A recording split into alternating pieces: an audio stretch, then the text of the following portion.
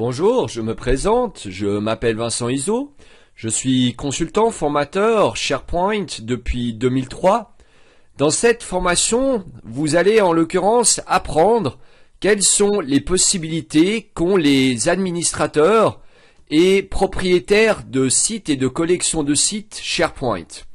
Donc l'idée au fait va être relativement simple, c'est à partir de ce que les administrateurs serveurs, ou ce qu'on appelle aussi les administrateurs SharePoint tout court, qui n'a rien à voir avec administrateurs de sites SharePoint,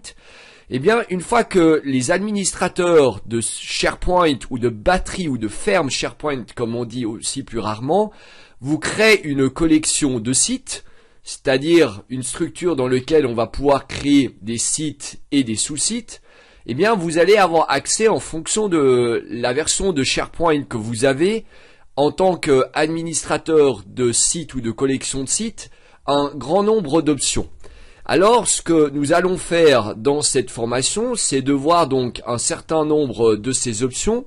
dans le cadre de l'utilisation donc la version serveur de SharePoint en français, en partant d'un site vide. Évidemment, il est impossible, même ne serait-ce en 2 mois de formation, de tout voir dans les détails, même de façon relativement détaillée. Donc nous allons faire un survol des différentes possibilités, et puis ça va vous permettre en l'occurrence déjà de pouvoir dépoussiérer les différentes notions accessibles dans ce produit.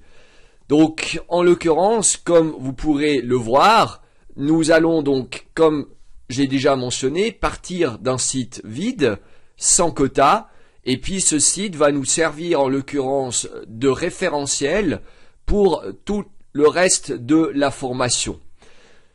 Donc là, comme vous pouvez le voir, la création d'une collection de sites du point de vue d'un administrateur SharePoint est relativement simple. Bien évidemment, par contre, le métier d'administrateur SharePoint est relativement complexe, puisqu'en l'occurrence, c'est absolument une usine. SharePoint, c'est un logiciel très complet, c'est même un écosystème. Il faut maîtriser à peu près au moins 6 technologies serveurs, une vingtaine de logiciels, environ 5 langages de programmation, donc c'est vraiment une spécialisation. Donc le site que vous pouvez voir donc maintenant créé en face de vous, qui va donc nous servir de base, l'idée donc de cette formation va être d'aller dans Action du site, Paramètres du site, et nous allons voir tout ce qui se trouve là-dedans, et vous verrez qu'en fonction de notre avancement, eh bien le nombre d'options va s'accroître.